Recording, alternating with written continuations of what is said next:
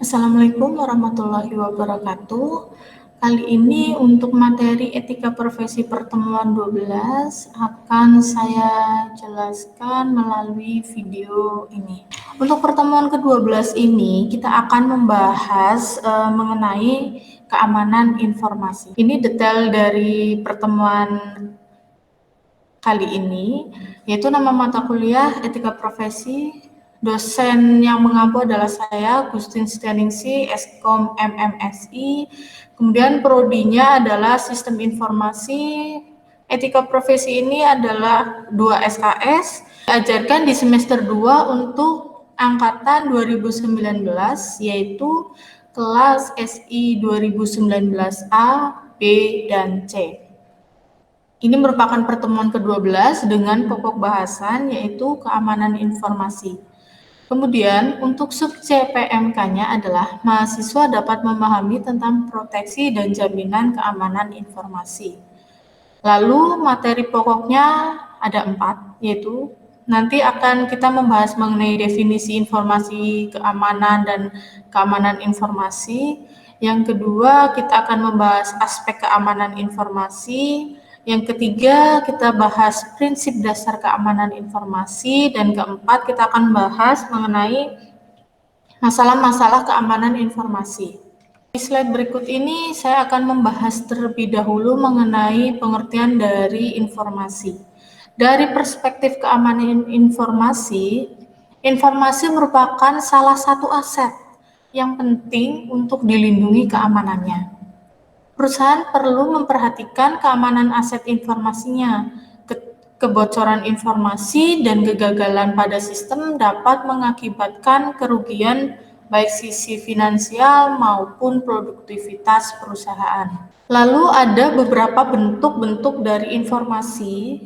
Saya di sini mencantumkan beberapa contoh dari bentuk-bentuk informasi, dan saya yakin kalian juga sudah mengerti ya bentuk-bentuk informasi itu apa aja. Ada gagasan, pikiran dalam bentuk tulisan maupun pidato. Terus kemudian ada hard copy, baik salinan maupun asli. Kemudian yang ketiga ada soft copy, ini sama ya, soft copy itu pun baik salinan dan aslinya, tersimpan di media tetap ataupun portable. Keempat, pengetahuan perorangan. Kelima, keterampilan teknis. Keenam, pengetahuan korporasi. Ketujuh, pertemuan formal dan informal. Kedelapan, percakapan telepon. Kesembilan, telekonferensi video. Kalau nomor 9 ini seperti saat kita di pertemuan sebelumnya ya, kita melakukan telekonferensi sebanyak 4 kali. Sedangkan untuk pertemuan 2 berikutnya kita akan melalui video yang saya buat. Pengertian dari keamanan informasi. Keamanan informasi merupakan perlindungan informasi dari berbagai ancaman agar menjamin kelanjutan proses bisnis, mengurangi risiko bisnis, dan meningkatkan ROI serta peluang bisnis. Jadi kita akan membahas ini ya. Nanti ini juga akan ada kelanjutan dari materi sebelumnya, ada privasi, terus keamanan jaringan, itu silahkan diingat lagi, terus ada cybercrime juga, silahkan diingat-ingat lagi, karena ini masih ada kaitannya, kayak gitu ya. Kemudian ada lagi pengertian dari keamanan informasi adalah menjaga informasi dari ancaman yang mungkin terjadi dalam upaya menjamin kelangsungan bisnis, mengurangi tingkat resiko, dan mempercepat atau memaksimalkan pengambilan keputusan investasi serta peluang bisnis. Tingkat keamanan pada informasi juga bergantung pada tingkat sensitivitas informasi dalam database. Jadi tergantung ya, tidak semua informasi akan diberlakukan sama keamanannya. Informasi tidak terlalu sensitif, sistem keamanannya tidak terlalu ketat. Sedangkan untuk informasi yang sangat sensitif, perlu pengaturan tingkat keamanan yang ketat untuk akses ke informasi tersebut. Jadi akan ada berbeda ya. Kalau itu informasinya sangat rahasia, sangat sensitif, itu akan dijaga lebih ketat gitu ya. Daripada informasi yang tidak terlalu sensitif atau bahkan tidak sensitif sama sekali itu akan perlakuannya akan berbeda. Kemudian keamanan informasi itu menggambarkan usaha untuk melindungi komputer dan non peralatan komputer, fasilitas, data, informasi dari penyalahgunaan orang yang tidak bertanggung jawab. Definisi ini meliputi mengutip, fax machine, dan semua jenis media termasuk dokumen kertas. Sama ya, kayak tadi ada soft copy dan hard copy. Kemudian, kata kunci yang selalu dirujuk mengenai keamanan informasi adalah pencegahan dan adanya kemungkinan adanya virus, hacker, cracker, dan lain-lain. Padahal kita akan membahas mengenai kemungkinan adanya resiko yang muncul. Dalam keamanan informasi itu ada aspek-aspek yang harus dipenuhi dalam suatu sistem untuk menjamin keamanan informasi. Itu ada 4 ya. Yang pertama, informasi yang diberikan akurat dan lengkap. Informasi yang diberikan harus akurat dan lengkap. Ini sama seperti yang kita bahas kemarin ya di keamanan jaringan. Dalam mendapatkan informasi kita harus mendapatkan yang akurat dan lengkap. Kemudian yang kedua, informasi dipegang oleh orang yang berwenang. Jadi sesuai yang berwenang, jangan sampai yang tidak berwenang itu akan memegang informasi tersebut. Nanti terjadi kebocoran atau penyalahgunaan informasi. Yang ketiga, dapat diakses dan digunakan sesuai dengan kebutuhan. Misalnya kita membutuhkan saat ini, ya kita bisa mengaksesnya saat ini dengan tadi ya akurat, lengkap ya. Jangan sampai kita butuh sekarang, kita terkendala tidak bisa mengakses informasi tersebut. Yang keempat, memberikan informasi pada format yang tepat. Ini jelas, jangan sampai ada perbedaan format, itu nanti akan berbeda lagi isinya atau maknanya. Gitu. Jadi ada 4 aspek keamanan sistem informasi gitu ya. Nah, untuk nanti pembahasan lebih lanjut, selain kalian kelas A, B, dan C mempelajari materi dengan video yang saya buat ini, kita akan melakukan diskusi juga baik di Classroom maupun di grup WhatsApp gitu ya. Nah, salah satu yang akan kita bahas nantinya yaitu ini tentang aspek-aspek keamanan informasi. Nanti tolong kalian bisa lebih jelaskan secara detail apa sih yang dimaksud dari keempat poin aspek-aspek ini. Penjelasannya bagaimana ataupun contohnya bagaimana itu menurut kalian. Coba nanti kita diskusi bersama, kalian jelaskan gitu ya di Classroom untuk pertemuan ke-12 ini gitu ya. Oke, selanjutnya informasi yang dikumpulkan, disimpan, diorganisasikan, dan disebarluaskan dalam berbagai bentuk, baik dokumen berbasis kertas hingga berkas elektronik atau digital. Sama seperti yang tadi dibahas bentuk informasi gitu ya. Ada yang hard copy maupun soft copy, itu sama-sama merupakan suatu informasi. Kemudian apapun bentuk maupun cara penyampaiannya, harus selalu ada upaya dan untuk melindungi keamanan informasi sebaik mungkin. Jadi walaupun kayak tadi ada perbedaan perlakuan keamanan informasi sesuai sensitivitasnya, tapi mereka tetap diperlakukan dilindungi keamanannya, walaupun level keamanannya nanti akan berbeda-beda. Tidak akan semua informasi disimpan secara ketat gitu ya, keamanannya tidak mungkin akan ketat semuanya, atau tidak mungkin keamanannya tidak ketat semuanya gitu. Jadi semuanya dapat dilindungi, cuman dengan level keamanan yang berbeda-beda, kayak gitu. Karena kan informasi juga ada yang untuk umum, ada yang untuk terbatas, ada yang memang sangat terbatas gitu. Itu juga perlakuannya akan berbeda. Kemudian dalam membuat program keamanan informasi, selain ada aspek yang tadi 4, itu juga ada prinsip dasar yang harus dipenuhi agar sistem tersebut handal. Nah, prinsip dasarnya itu ada 3. Biasanya disingkatnya itu adalah CIA, yaitu confidentiality atau kerahasiaan, kedua integrity atau integritas, yang ketiga availability atau ketersediaan. Prinsip dasar keamanan informasi ini sebenarnya hampir sama dengan aspek-aspek yang ada dalam melindungi keamanan jaringan yang kita bahas di pertemuan kemarin. Pertemuan minggu lalu ya, keamanan jaringan. Kalau di sana kemarin ada lebih dari 3. Nah, sekarang kalau di prinsip keamanan informasi itu ada 3 tadi. Nanti kita akan bahas lebih lanjut penjelasan secara detailnya dari ketiga prinsip dasar ini. Nanti kita diskusi di classroom. Silahkan nanti kalian bisa mencari penjelasan lebih lanjut mengenai prinsip dasar ini. Kenapa ini saya buat tidak detail? Karena minggu kemarin pun sudah sekilas dibahas gitu ya. Jadi kurang lebih hampir sama, tinggal mencari yang memang kaitannya dengan keamanan informasi. Selanjutnya ada 3 elemen dasar. Nah, yang tadi ya, 3 elemen dasarnya itu atau prinsip dasar itu biasa disingkat CIA.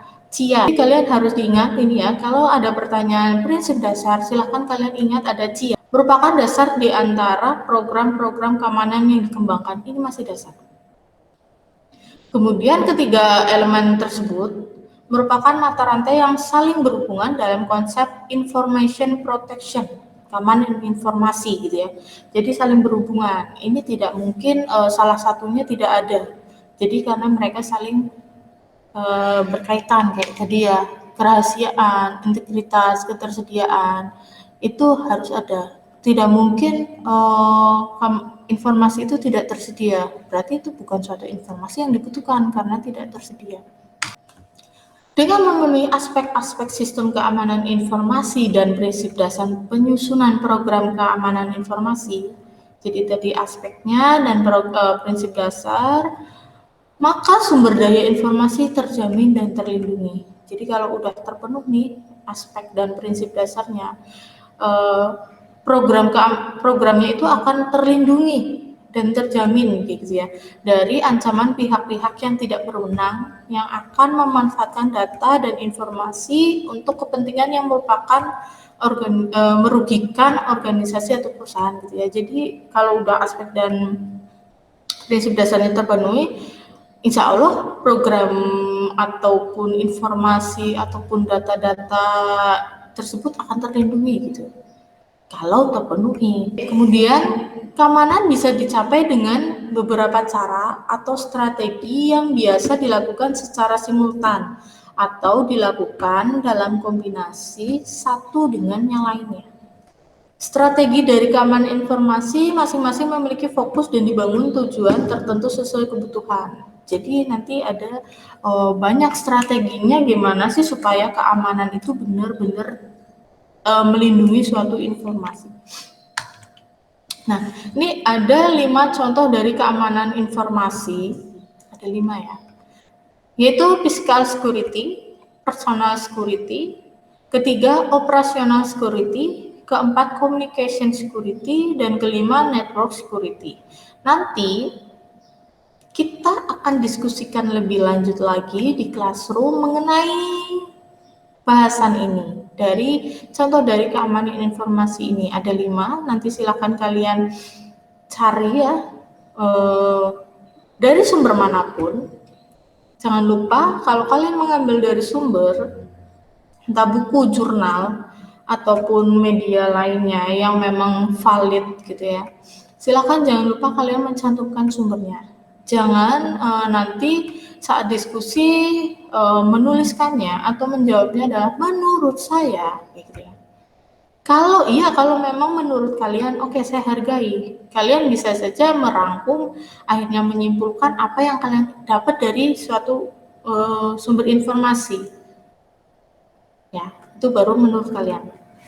Tapi kalau kalian tinggal copy paste, tolong jangan dibuat menurut pendapat kalian, tapi sebutkan kalian ngambilnya dari buku mana, jurnal mana, itu silakan disebutkan sumbernya gitu ya. Kemudian masing-masing komponen tersebut yang tadi 5 berkontribusi dalam program keamanan informasi keseluruhan. Jelas kontribusi ya, kalau tidak kontribusi tidak saya cantumkan di materi hari ini. Kemudian, jadi keamanan informasi melindungi informasi baik sistem maupun perangkat yang digunakan untuk menyimpan dan mengirimkannya. Jadi yang dilindungi ya sistemnya, ya perangkatnya. Dan juga data itu dilindungi juga saat menyimpannya dan saat mengirimkannya. Jadi tidak hanya untuk disimpan, tapi saat pengiriman dari misalnya perangkat A ke perangkat B atau dari si A ke B itu juga akan dilindungi. Tidak mungkin supaya nantinya di tengah jalan tidak ada yang terjadi kebocoran informasi atau hal-hal lainnya gitu ya. Jadi tetap dilindungi selama proses pengiriman informasi tersebut.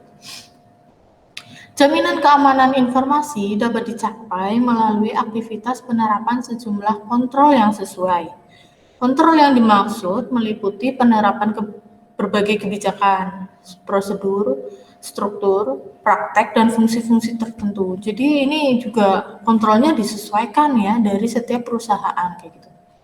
Keseluruhan kontrol tersebut harus diterapkan oleh organisasi agar seluruh sasaran keamanan yang dimaksud dapat tercapai.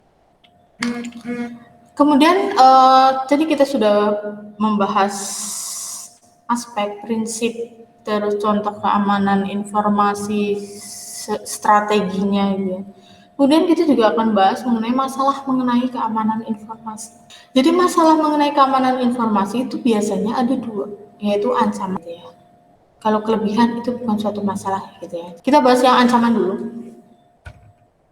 Aksi yang terjadi baik dari dalam sistem maupun dari luar sistem yang dapat mengganggu keseimbangan informasi, sama halnya kayak tadi yang dilindungi adalah sistem dan perangkatnya. Nah, juga melindungi dari ancaman baik dalam sistem maupun luar. Nah, ancaman yang mungkin timbul itu dari kegiatan pengolahan informasi ada 3 hal utama. Ancaman alam, ancaman manusia, dan ancaman lingkungan. Saya rasa nanti kalian akan paham maksudnya 3 ancaman ini gitu ya. Kita akan bahas di slide selanjutnya. Ancaman alam itu seperti ancaman air, ancaman tanah, ataupun ancaman lainnya. Kalau ancaman air itu ya ada banjir, tsunami, intrusi air laut, kelembaban tinggi, badai, pencairan salju. Itu pun sesuai daerahnya masing-masing gitu ya. Kalau di Purwokerto kan tidak ada pencairan salju. Jadi dalam keamanan informasinya kita tidak mempertimbangkan pencairan salju kayak gitu. Kemudian ada ancaman tanah, ada longsor, gempa bumi, gunung meletus. Itu juga harus dipikirkan gitu ya. Ada ancaman lainnya kebakaran hutan, petir, angin ribut gitu ya. Orang-orang yang bertugas di keamanan informasi itu juga harus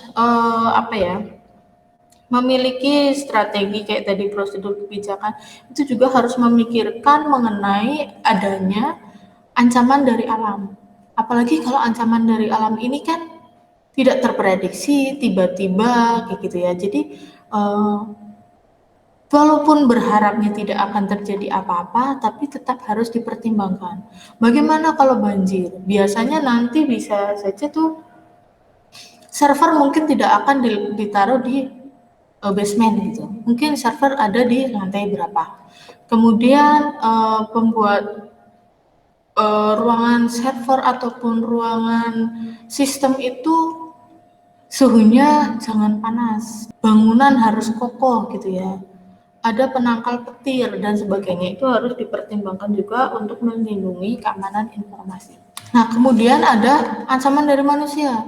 Kalau ancaman dari manusia ini biasanya sudah masuk ke ranah cybercrime. Kalau ranah cybercrime kita sudah bahas di pertemuan minggu lalu ya. 2 minggu lalu kita sudah bahas mengenai kejahatan di dunia komputer. Jadi di sini saya tidak akan membahas lebih dalam mengenai kejahatan dunia komputer. Ancaman lingkungan ini seperti penurunan atau kenaikan tegangan listrik secara tiba-tiba dan dalam jangka waktu yang cukup lama. Misalnya di rumah aja ya, tiba-tiba terjadi pemadaman listrik ataupun anjlok karena nggak kuat listriknya digunakan semua misalnya.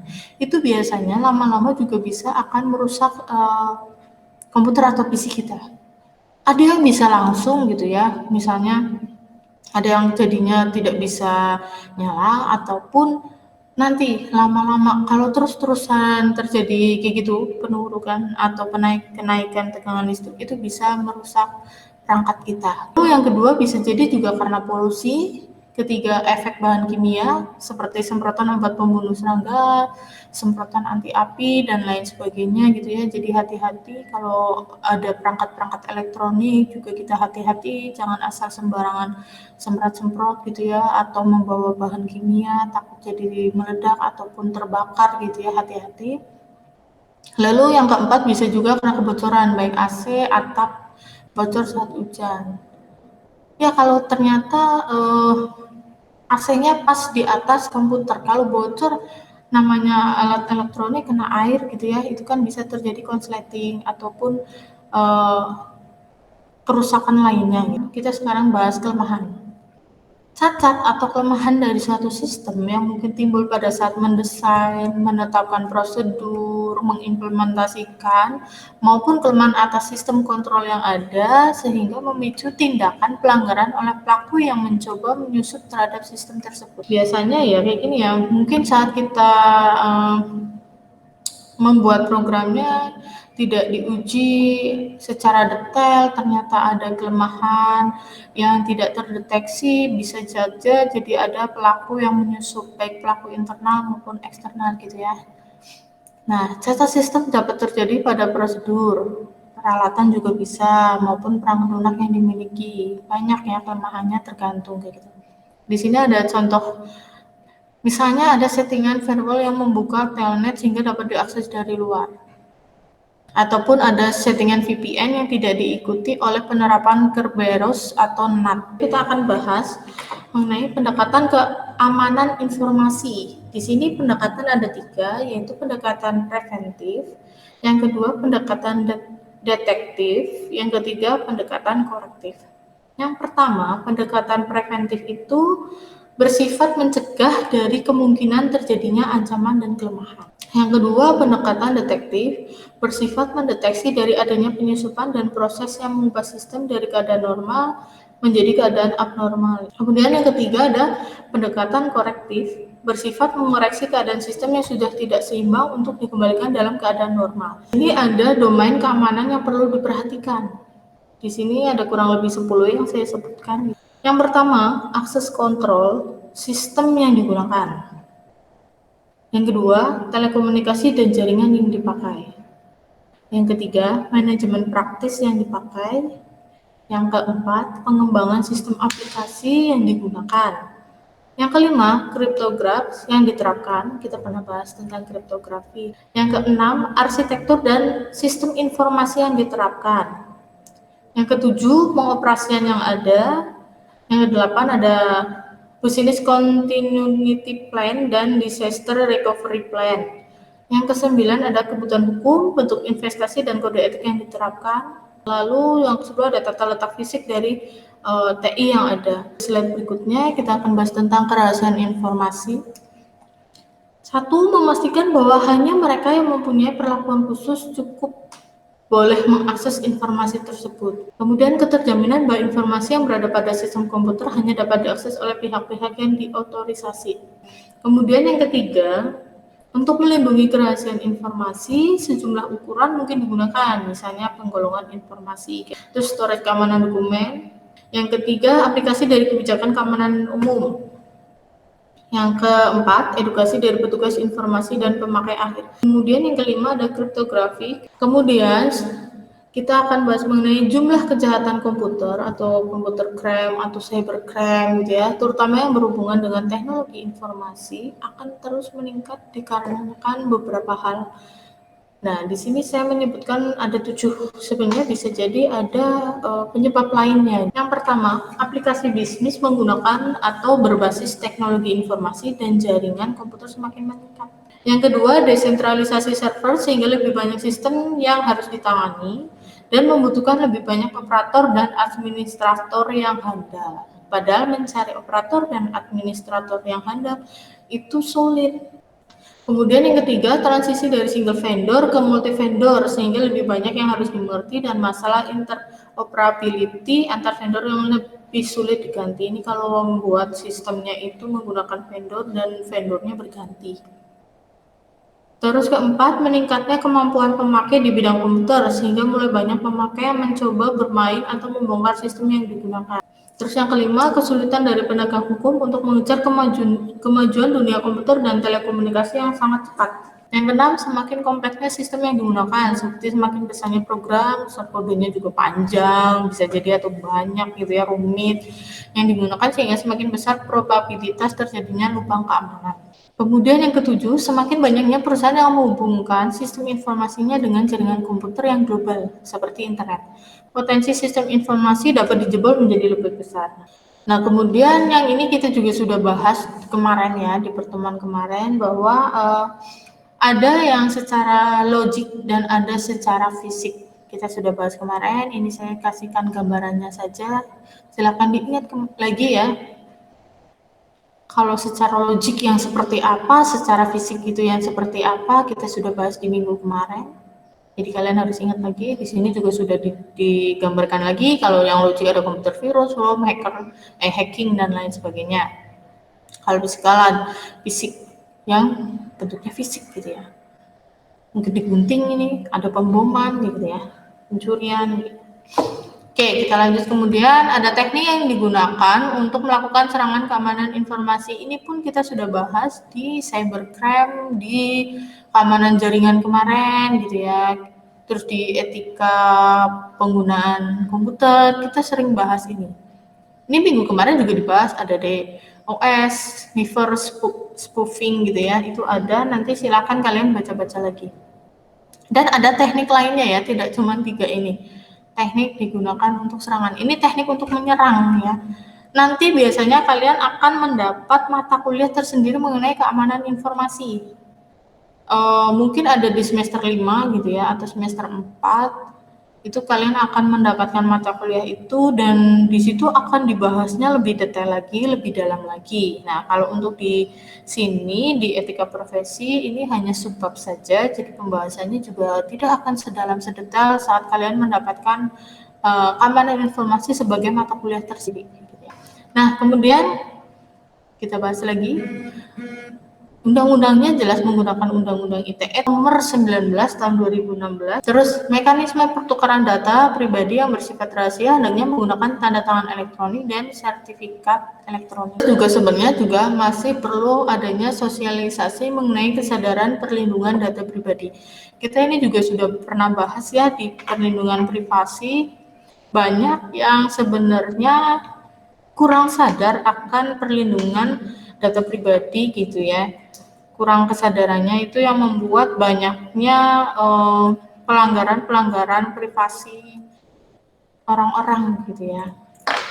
Jadi kita harus setelah kalian ini sudah mendapat materi-materi ini, saya rasa saya harapkan kalian itu memiliki kesadaran yang lebih dari sebelum kalian tahu tentang materi-materi ini ya. Pentingnya perlindungan data pribadi, pentingnya melakukan punya etika gitu ya, itu kalian harus dipelajari dan diterapkan di kehidupan kalian masing-masing. Oke, untuk materi hari ini saya rasa sudah saya jelaskan. Kemudian jika nanti ada pertanyaan mengenai pembahasan materi pertemuan kali ini, kita akan diskusi lebih lanjut di classroom. Jadi silakan nanti bisa bertanya maupun menjawab pertanyaan yang saya berikan. Kemudian bila di pembuatan video materi ini saya banyak salah pengucapan ataupun salah berbicara, saya mohon maaf sebesar-besarnya gitu ya. Dan kita ketemu lagi di pertemuan berikutnya dan diskusi tentunya ya. Semoga kalian bisa memahami materi ini dengan baik. Jika ada kesulitan bisa menghubungi saya, di grup maupun di classroom. Tetap semangat kuliahnya secara daring ini gitu ya. Tetap di rumah, jaga kesehatan. Terima kasih. Wassalamualaikum warahmatullahi wabarakatuh.